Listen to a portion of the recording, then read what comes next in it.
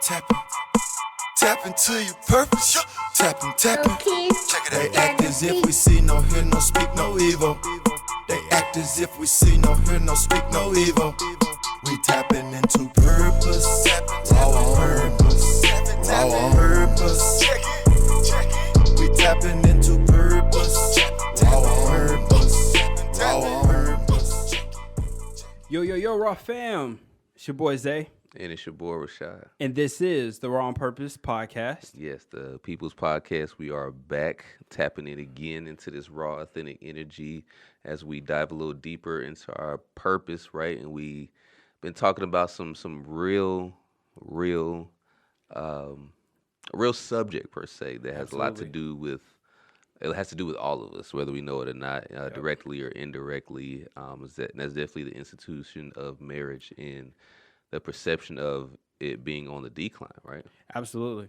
And the key word there was perception of it being on the decline.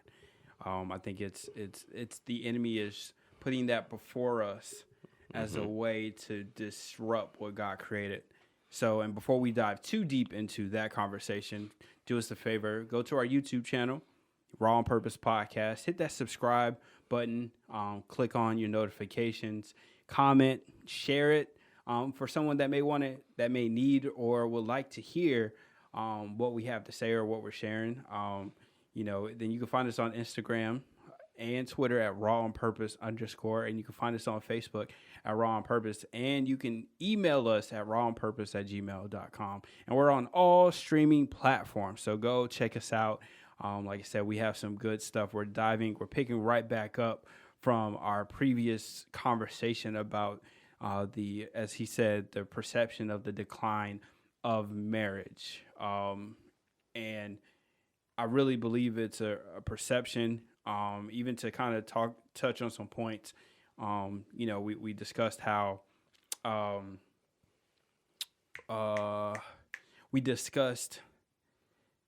Definitely the foundational reasons and whatnot. Absolutely. So we discussed like the sacredness of marriage. Talked about how we don't do enough, or that premarital and maintenance counseling is necessary, that there's both parties need to be whole coming into the marriage, and that accountability is necessary in the marriage. And so if you want a better overview, go back and listen to part one first. Before you even tap in with this. Yeah, if you haven't listened to that, you will not understand, or you'll miss some things, because we're just going to build upon some of the stuff we talked about. Right. So diving right back in, as we talk about even the sacredness of marriage, we lost the sacredness of it. Yeah. And the reason I think that has led to us forgetting the sacredness of marriage is because we don't think that sex is sacred as well. That is something that God created within a marriage unit. Mm-hmm. We believe that, first and foremost, our bodies are our bodies. Yep, one and only. Our bodies and our bodies only. That we should not first submit it to God, because we have the free will in us to do whatever we want. And we will, because sex feels good, we'll do anything that satisfies what seems good to us. Mm-hmm. So we'll the idea of abstinence till marriage is laughed at. That's one thing I would say that has progressively been on decline, is that missing the sacredness of sex, definitely down through the years, especially when it comes to sex and marriage together. Absolutely. I'm 37. I know that my parents have been together, still are together, like 40 plus years now. Yeah. Hold on, let's give kudos. You know what? To even say that, that's a blessing, because no, it really is. You're speaking from because because my parents have been married for 41 years this year. Mm-hmm. So, that's where we come from. Exactly. Right? Yep. That might help you kind of to understand our mindset, where we come from, that which we are passionate about. Yeah. Absolutely. Yeah. I'm sorry. That's amazing that we, both of our parents, because it just shows longevity. It shows the purpose of marriage. Number 40 being a generation. But that's a whole conversation. Sorry. But got some church boys. So they've definitely been married for quite a while. And that aspect, like I've always like seen, even though they kind of did, but they didn't necessarily say it, but I valued sex and sex in marriage differently coming up.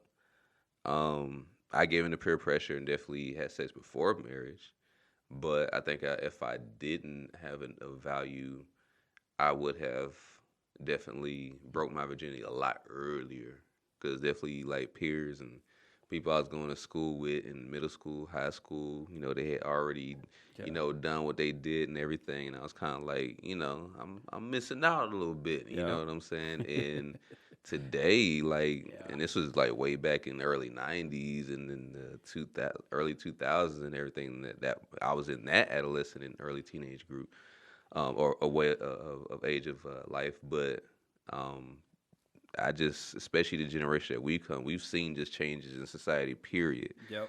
But the increase in the sensationalism of sex and the prevalence of sex and the creating the desire to just want to just go and experience it.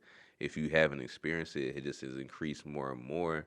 The access to pornography and certain types of stuff that we see on TV is just more prevalent. It was kind of kept more in certain sections and on certain channels, and had to purchase this. We didn't have phones and stuff like right now. Like you could be like watching porn at 10. All you gotta do is get a hold of the phone.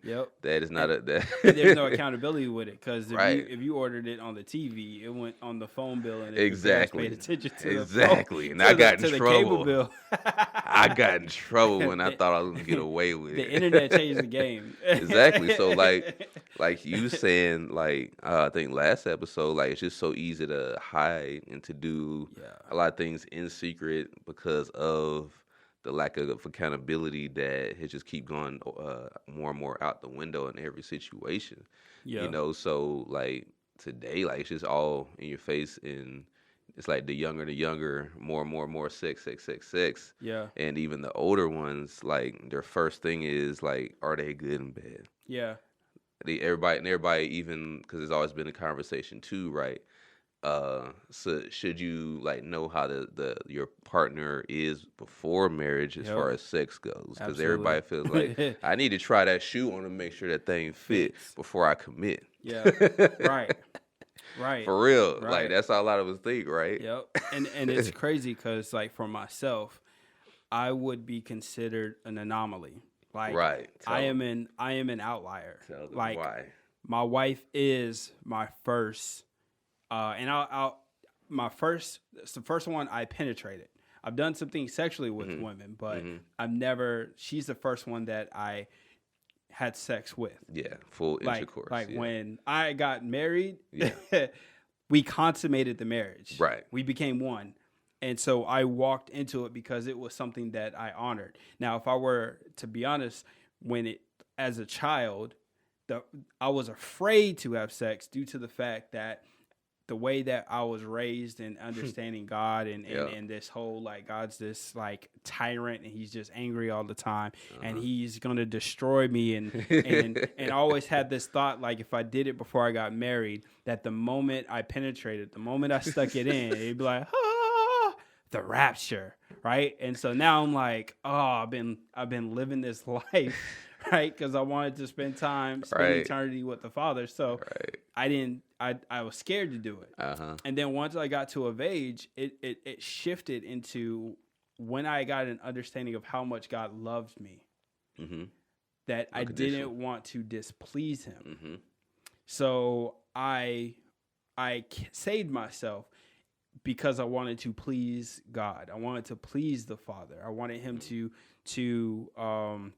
see me as pure, right? I didn't want to taint myself. I also put such a high regard on it because it's the one gift that my wife, whoever I chose, this was my mindset in the 20s, whoever I chose to be married to, this is the only gift that I can only give to her.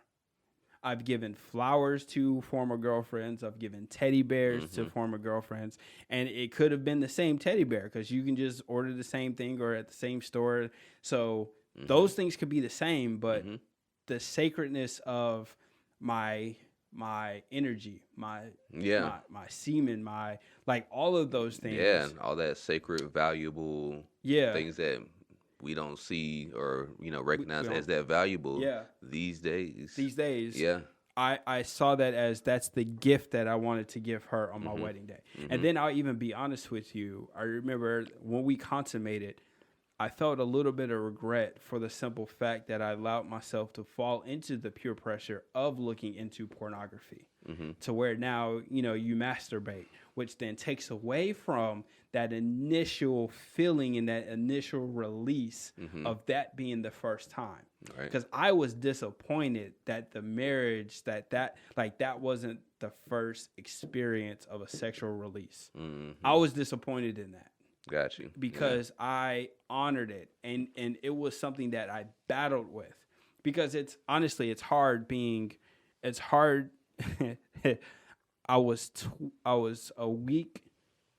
about 2 weeks before I turned 30 when I got married.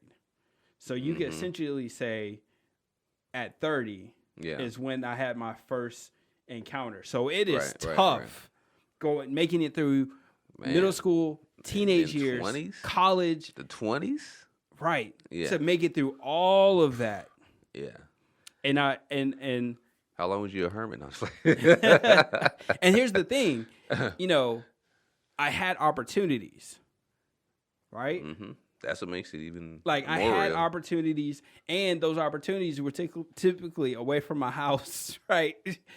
And again, I did some things with women sexually that I shouldn't have done because it wasn't fair to them. Like, and I've had experience where I've done something, and I'll be like, Lord, I'm never going to do that again. I had that, but His grace helping me, and I tell people it is by God's grace that I made it to my wedding day to experience that, because the opportunity was out there.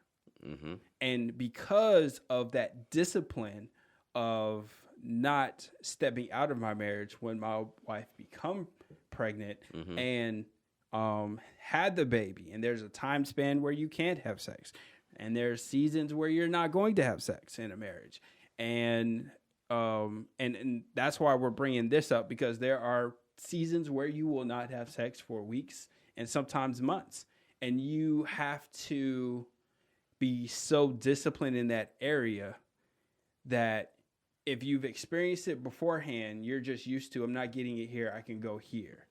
But the discipline is like, okay, I know what this feeling is, so I can make it through. Right? Because I don't even mean to take this much time on sex, but it's so important as to what leads to the demise of many marriages. Is we don't understand the attachments we create through the multiple sexual partners we have. So it's like, can you imagine, like when you go test drive a car, that there's 20 other people that test drive the car, and the spirit of those people, all of those individuals are in the car? We don't think about it like residue. that. Right, the residue. We don't think about sex being that sacred. So that destroys marriage. And like you said, because of the pornography, because of what we see on TV, and because of our experiences, we now have this other person we're bringing into our life that we said we're going to be with forever. Now we have a measuring stick on how to determine how they are sexually. And if they can't, and then we don't open our mouths and say that that's not pleasing to me, this is how you do it. So we don't have the patience to help each other walk through. Definitely that patience part. To walk through the sexual growth Yeah. between the couples, because that's what it Right. is. Sexual growth. You have to. Marriage is about growing, and it's not just like two separate, plant grow. It's a grow. Yep, intertwined. Yeah, it's like two trees, and it does happen in nature where the two trees become one. They become a hybrid. They intertwine their branches and everything, and they grow together. And they're stronger. Yeah. So the elements won't destroy it. So that's why it's the becoming. It's the becoming of one. It's that growing. Yep. So when you have multiple partners, because for me, like, I don't know if the sex is whack. I don't know. Right? All I know is, like, this feels good. That is the only thing I know, because that is my only experience. So I don't have anything to measure her upon. Exactly. And the only thing that I would measure her upon is because that I chose to look at pornography, which pornography distorts what happens in the bedroom, because we don't understand that they're putting on a show. We're not understanding that stuff is fake. It's dramatized. It's meant to be an illusion. Right. Because if you hear a lot of them talk about it, is like, it's not the same. This is a job for me. Right. It's different for when I'm at home. Now, of course, it's different with OnlyFans. You get to, and we're not even going to dive into any of that. But people have, like you said, people have more access to it today. Yeah. So that separates. That causes separation. Yeah. So, like, we have to understand that not only is marriage sacred, sexuality is sacred, because we don't take sexuality as sacred, we've begun to peel away gender roles.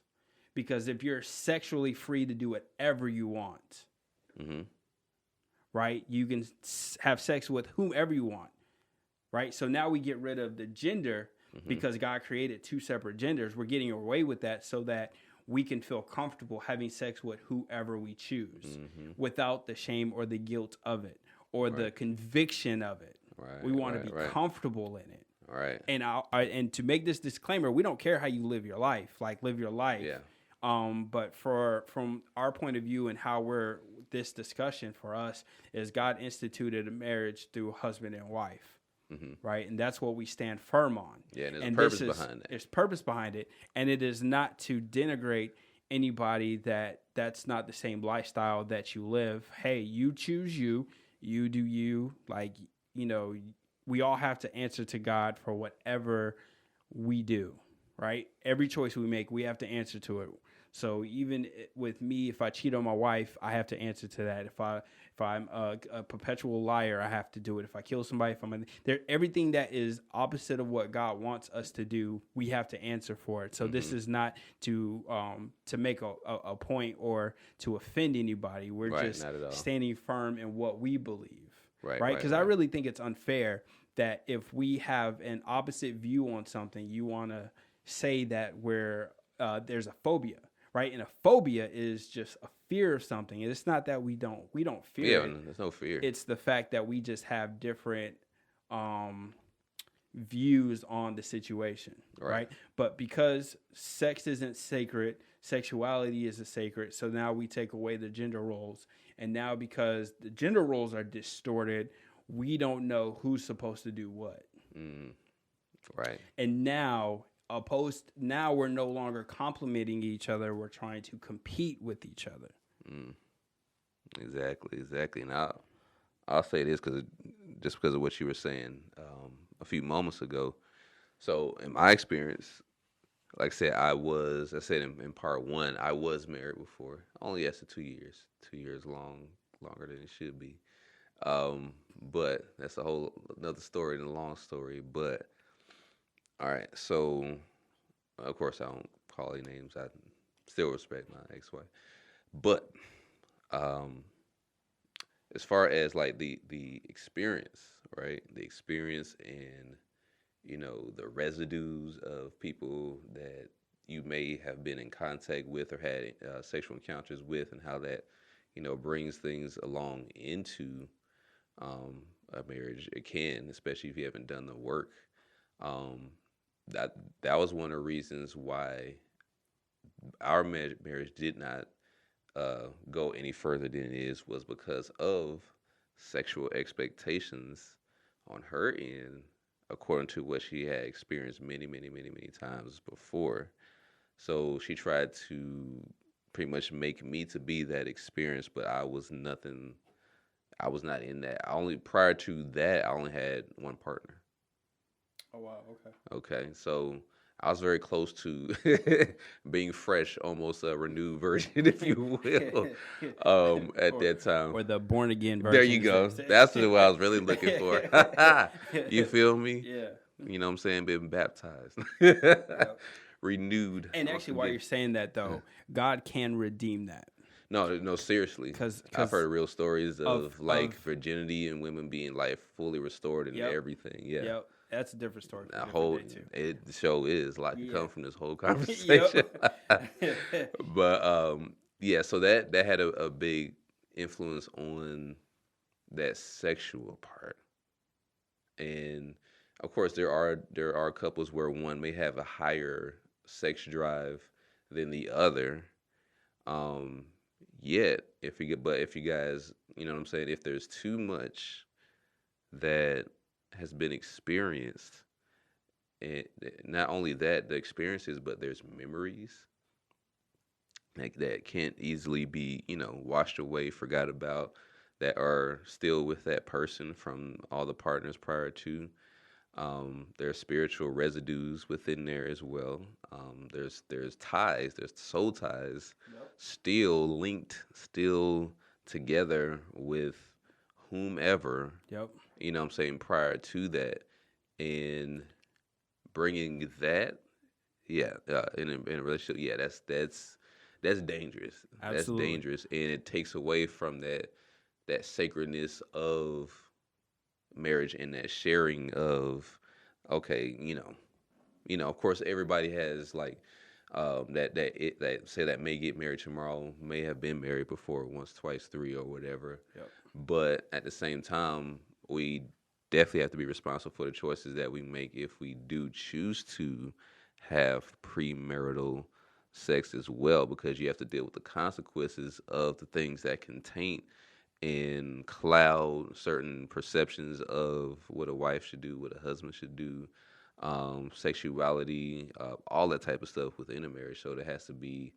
that balance of like, or that should I say that accountability of whatever level of sexual activity that the partner may have had prior to a marriage. This is why we talked about in the first episode how important premarital counseling, counseling within, and definitely therapy, period. Yeah. This person to a professional is extremely important, in not forgetting that God can heal all of that stuff. Yep. And the thing is, you have to recognize that is something that needs to be taken care of and healed before connecting with somebody else, because you're bringing a lot with you. Absolutely. And putting that on, you know what I'm saying, someone else. And you have to and this is where fasting and praying comes into part. Man, yeah. Because we don't think about the spiritual detoxing we have to do to release us from the soul ties that have been created from those premarital sex experiences. And not to mention, premarital sex takes away from communication in a relationship, because oftentimes you don't communicate things. You just have sex and sweep it under the rug, which then it gets exposed later. Yep.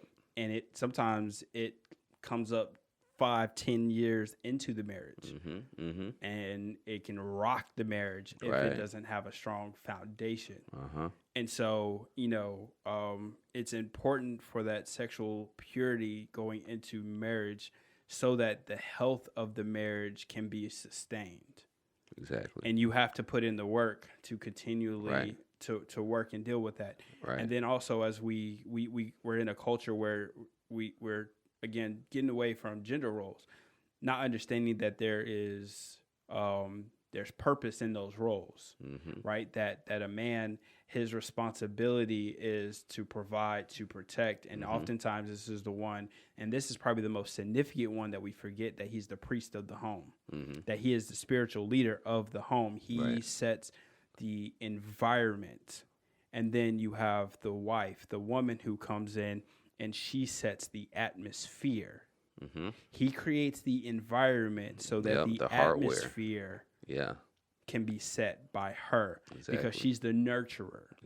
She's the tender, right? So now you have and this is why, again, research shows that children that come from 2-parent households develop better, because one is nurturing, one is the protector, the disciplinarian, the one that enforces. That's why if you think about, if you look at kids, right, the mom's like, hey, sit down. She'll say it like 10 times, they won't sit down, but the dad just like, yo, sit down.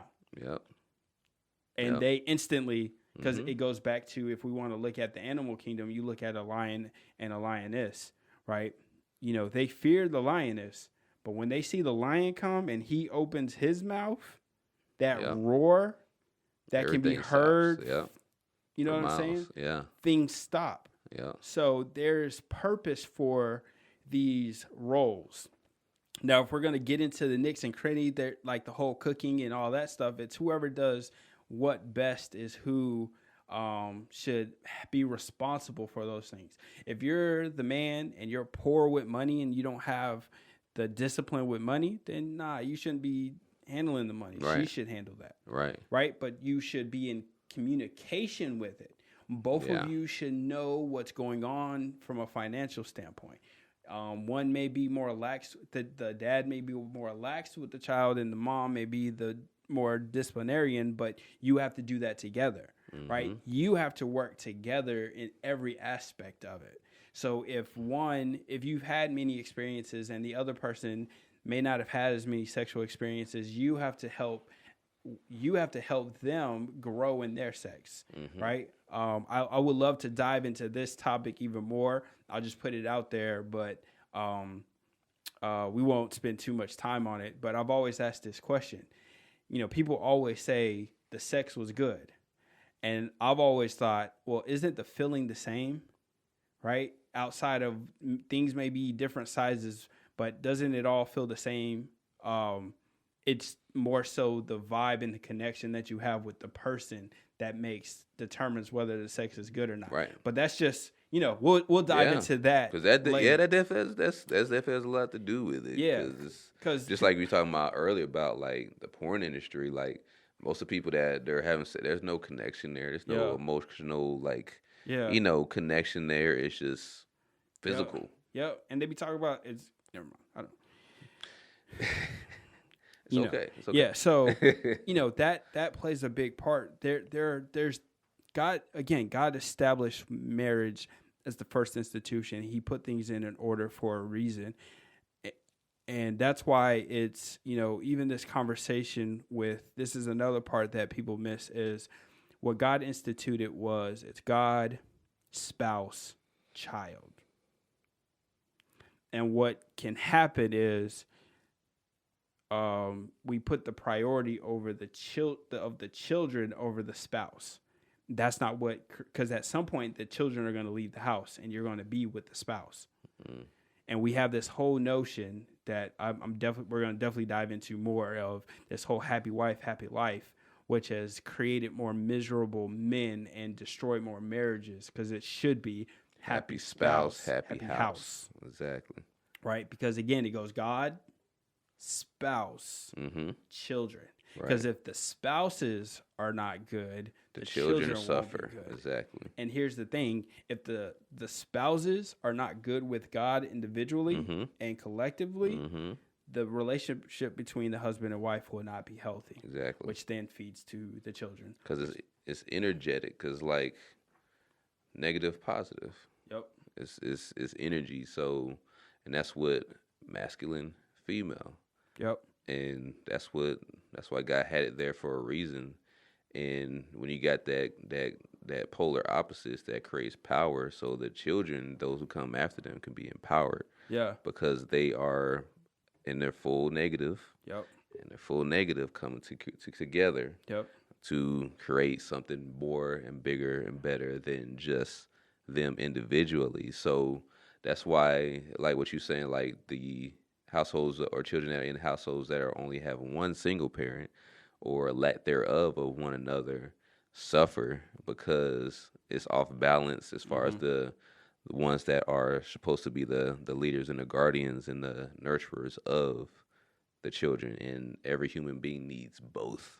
Yep. In that maturation stage of life. Yep. So that they know,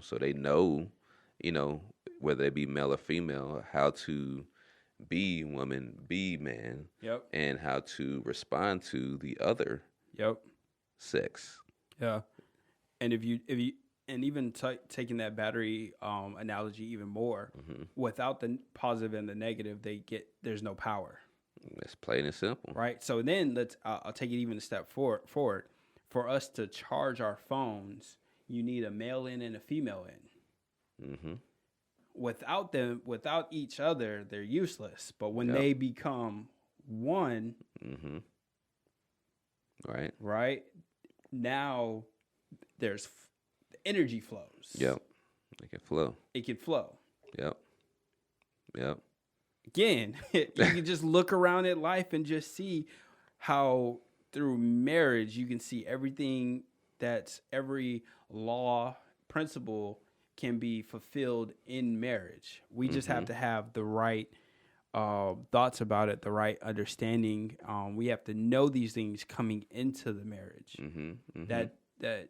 That's why if you really listen to, if we spent a lot of time listening within a marriage and we listen to one another and you understand that this we've allowed a group of people influence us to where now we're not at a place to where we're supposed to be, and because of scarcity has created this divide between the two sexes, the two genders, right? The scarcity of people teaching their daughters, well, you need to have an education and do this just in case. Plan B. Right? Just in case. Yeah. So you're already coming into it with your program that just in case. Just in case. That's not let's stay and work, but just in case. That's so key, because when you like Will Smith would say, when you have a real plan, there is no plan B. But you know what I'm saying?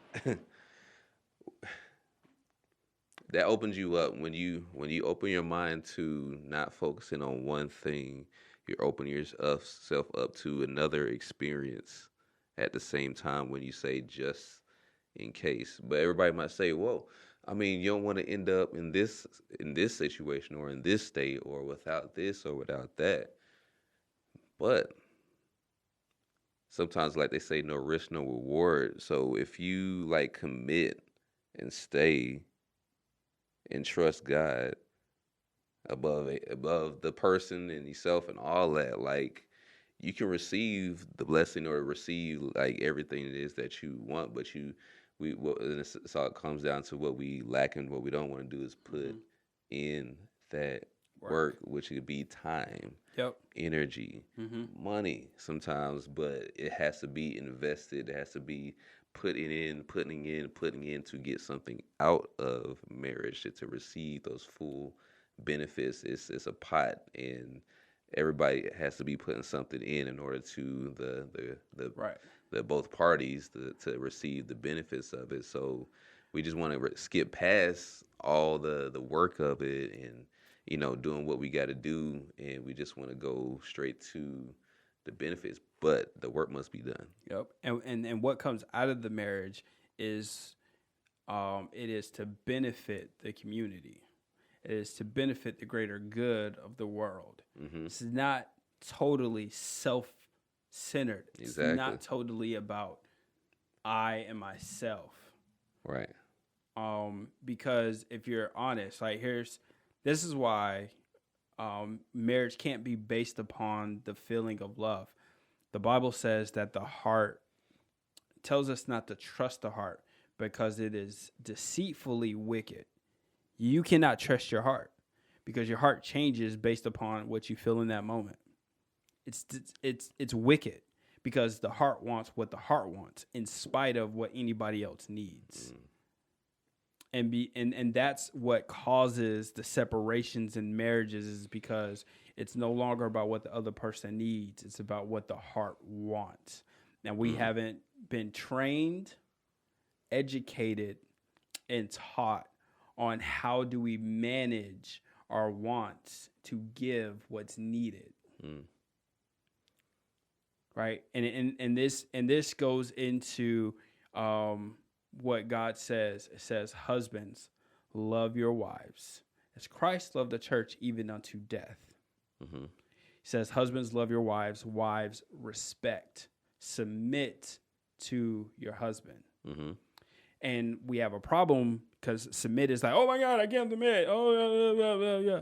The problem is, the first thing is you weren't in God's presence to find him. So the reason why you're struggling to submit to him is because he's not submitted to God first. Let's start there. Right? So he has to be submitted to God. So if you met somebody that wasn't submitted to God, you're already headed down a tough road. Yeah. Submission unto God so that you submit. And these are not, someone had a conversation with me and I just totally disagreed. It doesn't say in there if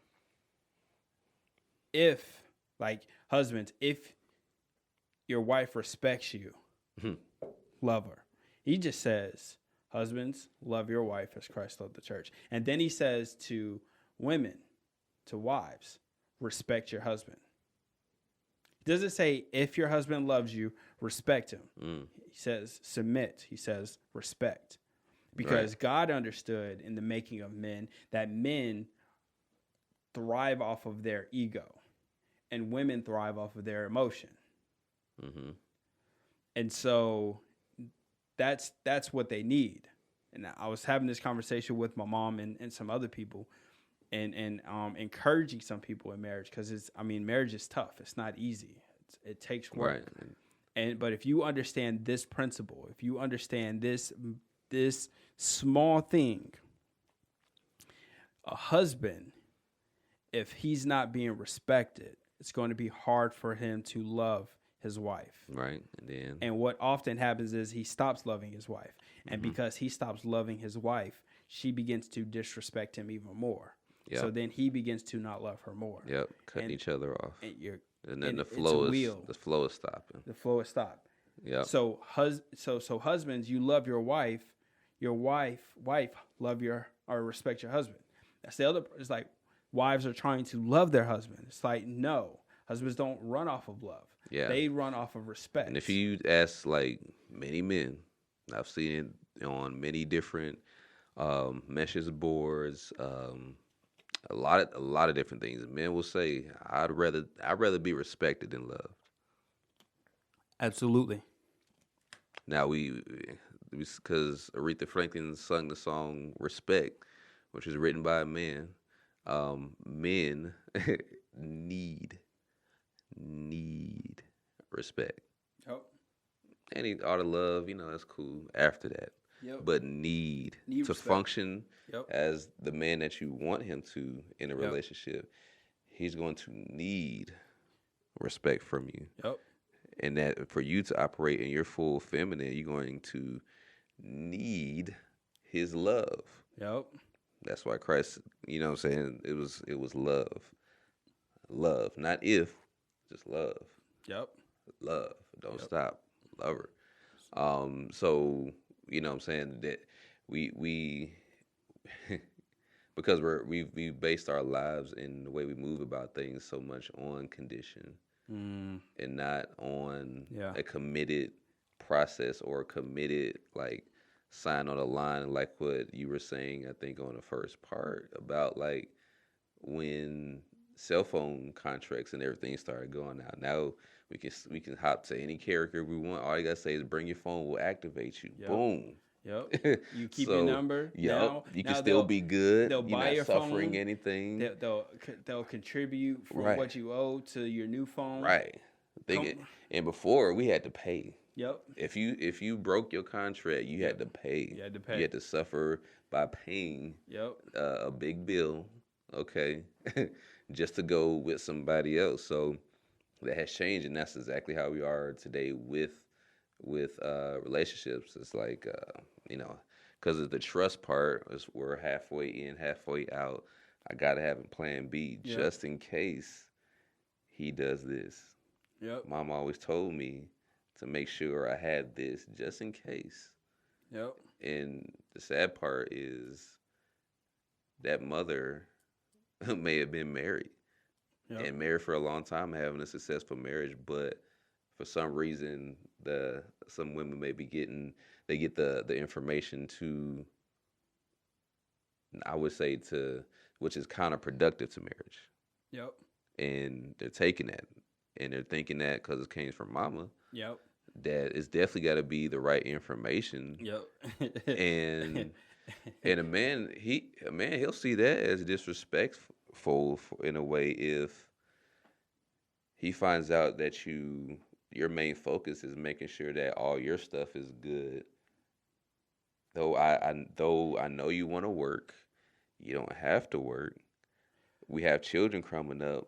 I just want you to really focus on that. I'll take care of the rest. Yeah. And then some women may think that, like, oh, I don't want to do that because what if something happens and then he might leave, and then. Yeah.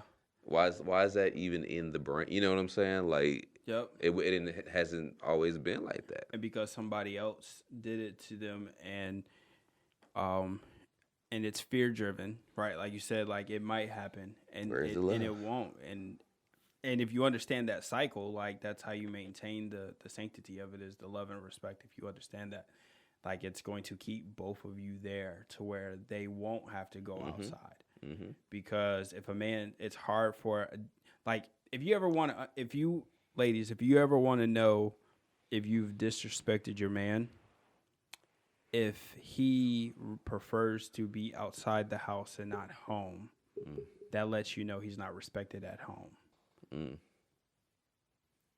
Right, because if he comes around and he enjoys coming around, yep, you can tell he's excited to be at home. Yep. Yep, you can hear him on the phone like, man, I'm with the fam, bro. Like, I'm gonna call you right back. Yep. Yep. Like, oh, you need? All right, I'm gonna be there. Yep. I'll be right there. Yep. Like, there will be a height, and then if there's if the wife is being loved, you can tell it in the radiance of her and how she carries herself and how she looks. One thing that they always used to tell me, they would tell us in churches, if you want to see if the person preaching is taking care of home, look at how his wife is responding to the words he's saying as he's preaching. If she's like disengaged, he's not taking care of home. But if she's engaged and amening and pushing him and doing like his biggest cheerleader, that means he's doing what he's supposed to do at home. And we forget that I go back to this every single time, the first institution, the first system, the first thing God created was family, home. Home comes before church. Home comes before work. Home is first before business. Home is first before recreation. Because when the church goes away, the family's there. When the business collapses, the family's still there. When the recreation is been taken away, the family is there. Yep. The family unit is the thing that always will sustain. And we lose sight of it because we're always chasing a dollar. We're always chasing money, but not understanding that's the greatest way to establish wealth is inside of a marriage, because God told us to be fruitful and multiply. And he wasn't just talking about children. Right. And we'll get into that in a second. But from a financial standpoint, it's better, because here's the other part. This is the thing that I've been paying attention to now that, having a child, that because my wife produces breast milk, we don't have to purchase formula, right? Here's the other part of it. Because a lot of women have been so pushed on their head to get an education that they begin to worship the education, and the education comes before the kid. So therefore, when they have the child, that they prefer to go work, right? So they prefer to go work, and they don't think about this. Like, your check is going towards the child care. Yep. So if you were to stay at home and manage the household, which that's what, like, someone helped me, or someone put this, I think it was my sister, or not my sister, my wife's best friend, Jatan. Shout out to her. Amazing woman, amazing wife, amazing mother. She's someone that really helps my wife grow. This is the other part about the marriage thing, is you need other strong couples, right? And I lean on her husband when I need advice on how to, different things. But she posted something, and it was like, it broke it down like this, so that people, for the business world out there, God is the CEO of your marriage. If we're talking about marriage as a corporation, God is the CEO of the marriage. He is the figurehead. He is the one that ultimately makes the final decisions. He's the one that when it collapses, he's the one that is found at fault for it. He will never allow the marriage to collapse. He will never disappear. It's on you if it collapses. It's our individual choices. But he is the CEO. The husband is the CFO. He's the chief financial officer. He's making sure that the house is sustained and is financially doing well. And the wife is the COO, the chief operating officer. Yep. She makes sure the household is operating the way it's supposed to operate, so that when he comes home, there's peace in the home, so that he can go back out and do what he's supposed to do. Because back in the day, before we had jobs, if the mom was out working, and if the man was out hunting, who's protecting the children from anybody coming to invade? So the mom is there to protect the household when the father's not there. And when the father comes back, he should be coming home with something that either feeds them, clothes them, or shelters them. So he can go and freely do what he's supposed to do in his purpose. Right. And he's not distracted or thinking about things being out of order at home or anything like that. Like he's bringing home the meat, the bread. She's breaking it down. He's bringing home the supplies for maintenance of the home. He's bringing home, everything to the fabric, the skin of the animal and all that for her to break down, slice and size up for him and the rest of the family. You know what I'm saying? So, and because we're not, once again, we're in a first world nation. So we're not connected to some of these things that are foundational when it comes to marriage, family, and community. We had to depend on these things deeply and heavily in our previous generations and times, more so than we do now. Now the main thing is independence. I don't need you, but I want you type of stuff now. Absolutely. So like they recognize, like, I need you. Humbly, like, I need you, and you need me. And what else we gonna do? Like I like, if I walk out, like, I know I'm gonna be messed up. We have too many options these days. We have many other things that we could do. So yeah, because times have changed so much, we've just gotten away from natural order and just nature itself and the natural way God has intended for things to just flow. We make it difficult now. Now it's difficult. And I understand too, because it's often hard for households to live off of one source of income, and I understand that. And then most people talk about a Proverbs 31 woman, right? But the key to that was she filled the holes that the husband may be lacking. But it wasn't to the detriment of the marriage and the husband. Right. It was bringing in addition to, right? Because this is why when you hear people say that men don't care about the degrees that a woman have, is because, or wherever they are, is because men really don't count their money. right? What a woman brings to the table is in addition to what I already bring to the table. That's the way the mindset should be. Is in addition to the extra stuff that we want to do. Is that's what she brings to the table. My job is to provide the house, food, clothing, like the natural, the everyday things that you need to survive. And then even again, if the mom stays at home, you now keep, opposed to the two, like depending on where you go, you're spending anywhere from $1,500 to $3,000 a month in childcare. That could stay within the household. And then this is the other part. We keep sending our children. We're gonna and honestly, I feel like we're gonna have to do a part 2 or a part 3. You might have to go another part 3. Yeah, I think right here. We're gonna have to, and this just to give you even like a preview of what we'll jump into is the children, because we haven't talked about the past 2 episodes haven't been talking about the children much, but we spend so much time sending the kids outside the house to learn. And we're not teaching them on the inside. That's extremely important. It's extremely important. Because you think about what the enemy might want to do. Yep. And he's like, if I want to attack the children, all I got to do is go to the first and number one institution, that's marriage. Mess all that up. Yep. Have them sending the children here and there, not being present in the home, scattering the family. Yep. Making it hard for a nice, you know what I'm saying, generations to be raised up in the correct way, and that's what we have. Yeah. So, guys. Man, we're going to have to do a part 2. Part 3. It's coming. Yeah, it's coming. This is part 2. Go make sure you check out part 1. Even though this is good, make sure you check out part 1. Yeah, because we're just going to build upon it, and you kind of got an idea of where we're going for. Because I think we have to spend a lot of time. Because that's the most important part of the marriage. Because that's the part of the marriage that goes into the future.